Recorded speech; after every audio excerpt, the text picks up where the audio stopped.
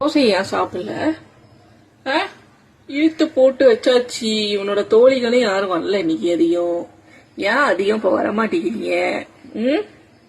ஏன்டி தங்க பால்கனி பக்கமும் நான் போனா அவ்வளோ பேர் இருப்பீங்க. இப்ப யாரையுமே மரத்திலேயே காணோம். எல்லாம் எங்க போயிட்டீங்கோ?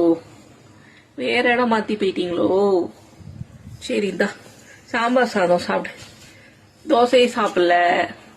டெய்லி தோசை வச்சா கூட உனக்கு பிடிக்க மாட்டேங்குதா? அதான் நாங்க சாப்பிட்றோம். எப்படி சொல்லும் செல்லக்குட்டி? அங்க எங்க பால்கடியில பெரிய தூங்குமுஞ்சுக மரம் இருக்கும். ரொம்ப வருஷமா இருக்கு போல இருக்காது. ரொம்ப பெருசு. 10-15 வீடு போல அது கிளப்புது. அவ்வளோ பெரிய தூங்குமுஞ்சு மரம் சூப்பரா இருக்கும். இந்த ஏரியாக்கே பாதி நிழலா அதுதான் இருக்கு. அவ்வளோ நல்லா இருக்கும். பந்தல் போட்ட மாதிரி இருக்கும் எங்க வீட்டு கீழே.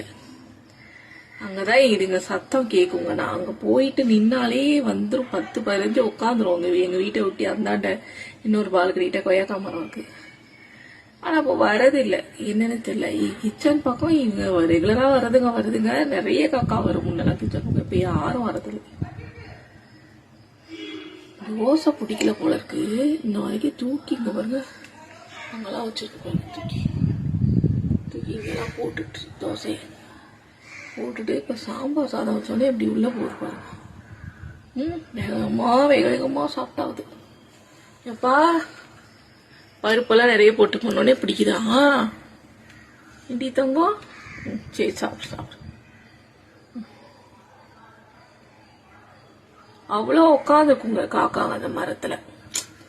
என்னன்னு தெரியல, காணும் ரொம்ப அதிகமா. அதுவும் இல்லாம இது இலையுதிர் காலம் வேறையா.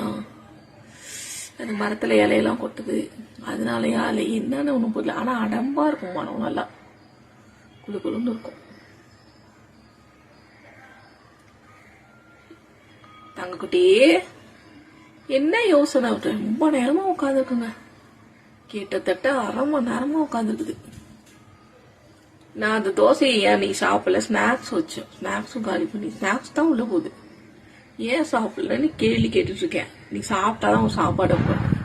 ஆனா பாவமா இருந்தது. சரி அந்த தோசை காஞ்சே போச்சு. சரின்ட்டு வைக்கிறேன் சாப்பாடு. காலையில நேரமா வச்சாச்சு தோசை. சாப்பிடு.